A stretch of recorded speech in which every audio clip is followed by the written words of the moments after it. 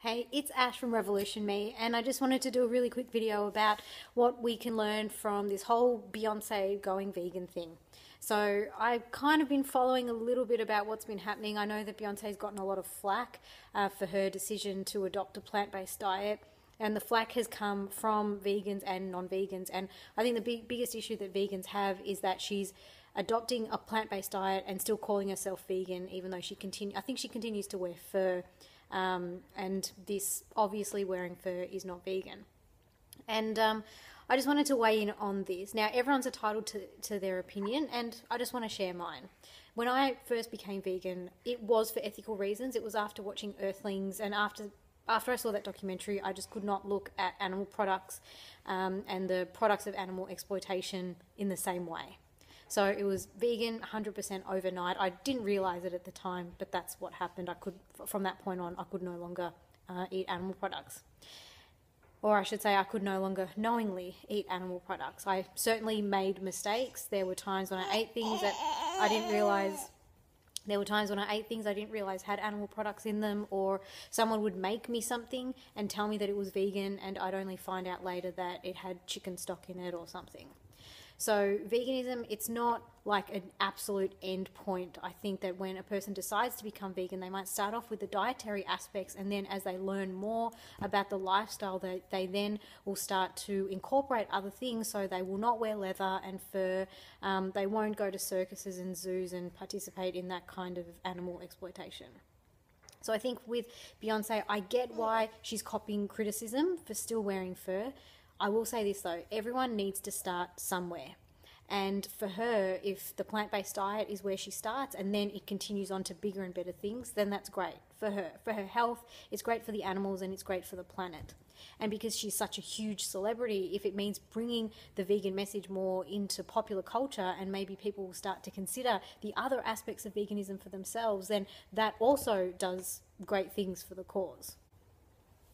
So this thing with Beyonce, I actually see it as part of a bigger problem, and that is how we view others who commit to self-improvement and personal improvement. So Beyonce decides to adopt a plant-based diet.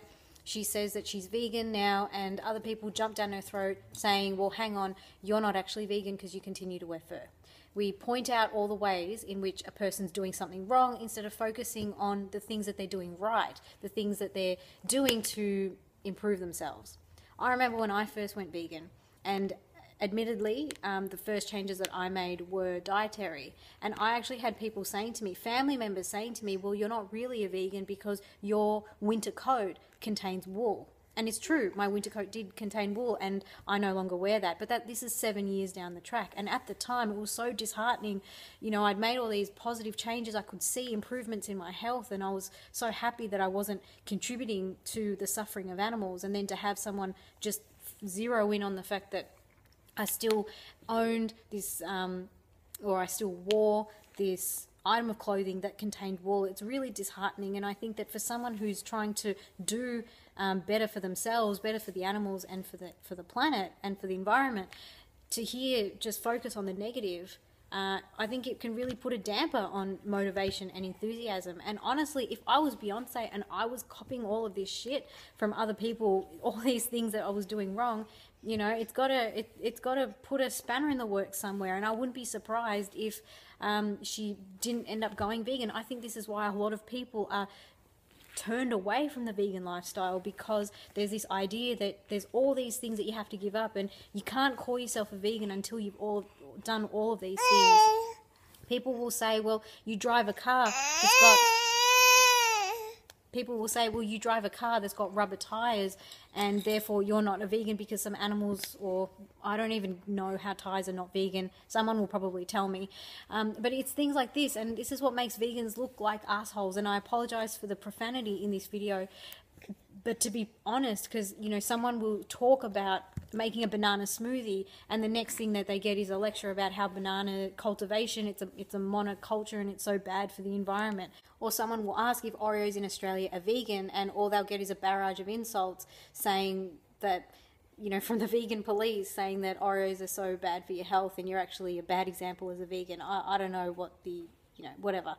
The point is that instead of focusing on all the things that people are doing wrong, let's start focusing on the things that people are doing right. Whenever someone comes up to me and says, hey, because of you, I'm eating more fruits and vegetables, I go, fantastic. I don't sit there and say, well, hang on, does your couch made of leather? Have you got wool clothes? Do you own anything made of silk? Are you still eating meat? I don't do that. There's only one word for that, and that is an asshole.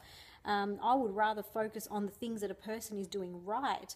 And whether it's veganism or anything, focus on what people are doing right instead of what they're doing wrong. And maybe we can start being a more positive voice and encouraging people to make personal changes. Because I'll tell you what, if people think that they have to go from 0 to 100 overnight, it's too hard to stomach. It's too big of a jump. And for some people can do it, but for many other people, it needs to be more of a transitional thing, and they need to do it slowly, and they need to do it at their own pace.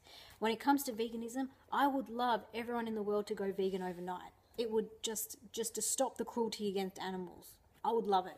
But I know that that's not realistic. And for me to say that people need to go vegan overnight, it's going to put a lot of people off. So if you can go vegan overnight, then great. If you can start doing meat-free Mondays, then that's great. If you can start cutting out animal products from your diet and substituting things, you don't have to be healthy. You can be a vegan and eat French fries and Oreos if you want. Some people don't give a shit about their health, and that's fine. You do it your way, however fast or slow you need to, because I would rather someone take their time becoming vegan and sticking to it than, they're flash in the pan, doing vegan for 30 days, making all kinds of mistakes, thinking it's too hard, I'll never get it right, and giving up, and then spending the rest of their life talking about how terrible veganism was for them. Alright, so that's pretty much all I wanted to say in this video. I'm sure there's some stuff that I didn't say. I'll get to it another time. This video is a little bit too long already, so if you got any comments, I'd love to hear them. Thank you for watching, and I'll catch you next time.